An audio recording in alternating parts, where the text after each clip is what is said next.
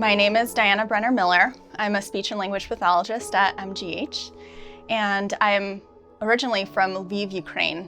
That's the city where I was born and where my mother was born, and I moved to the US when I was 7 years old. The thing that Ukrainian people want, it's the same thing that we may take for granted sometimes in the United States. People in Ukraine want independence, they want freedom, and most importantly, they want to be ruling their country on their own, outside of the influence of the Russian government. These are the very things that started the war on February 24th when Russia invaded an independent country in Europe. The Russian Federation is shelling multiple cities across Ukraine. These cities are being destroyed. People are going without food and water. They're running to bomb shelters, and sadly, many civilians are being killed, even those who are supposedly being moved to humanitarian evacuation corridors.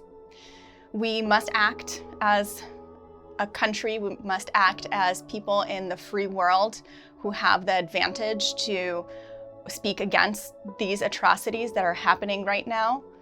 And we must ensure that Russia doesn't get away with this and that we can put an end to this quickly.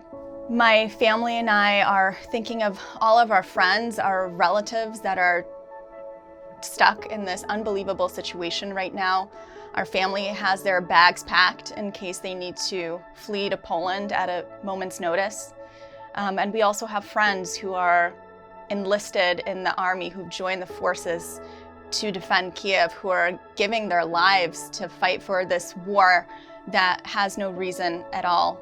And so I implore those who are listening to do whatever they can to speak out against this and push for Ukraine to remain an independent country and a democracy. My name is Andrew Littlow, and I'm an emergency physician here at Massachusetts General Hospital, where I've been since 2006. I am a third-generation Ukrainian on my father's side and first generation on my mother's side. My grandfather was actually born in the United States, moved to Ukraine at an early age, grew up there, and then came here around the time of World War II.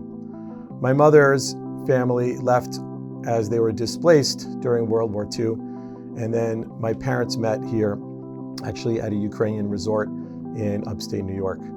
I grew up in the Ukrainian American community in New York City, going every Saturday to Ukrainian school and going to Ukrainian Boy Scouts, and I'm still active in those organizations.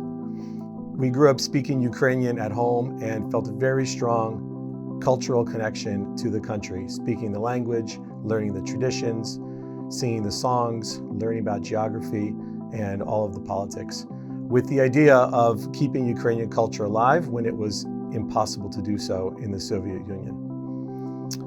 Ukraine is a very important part of my family and all of our traditions, and in fact, we took a family trip there.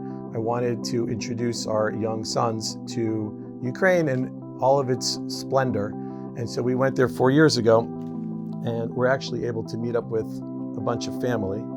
So here are my parents and my children and all of our extended family that's living in Western Ukraine, including my grandfather's sister, Stephanie, who was the youngest of 9 children and then died the year after we visited her.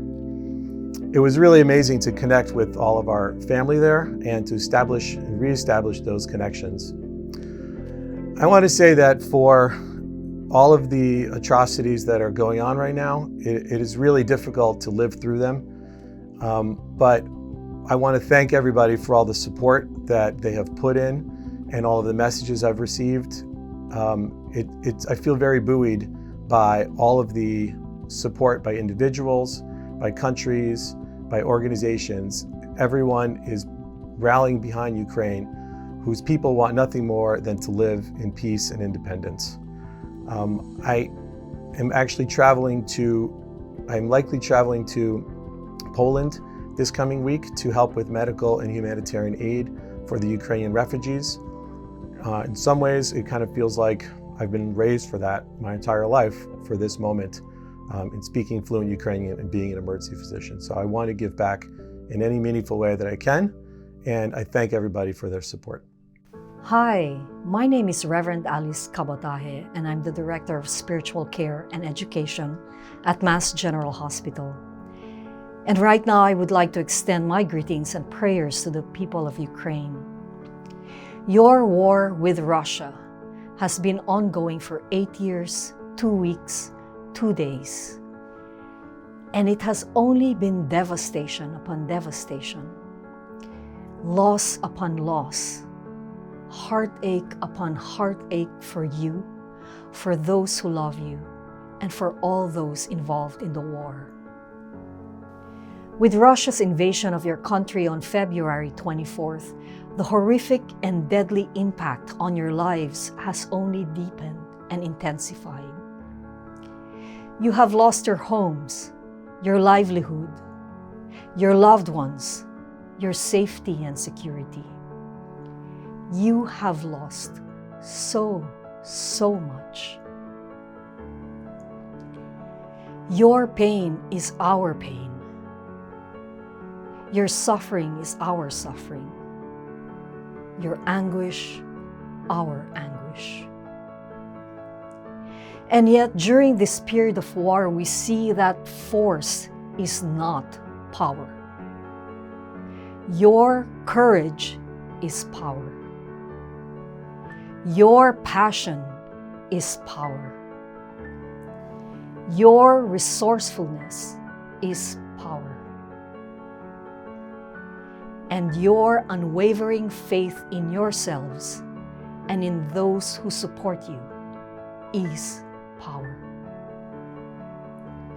We hold all of you in our hearts dearly, and we call upon the divine for the power of peace, strength, compassion, kindness, and true freedom for you and for all.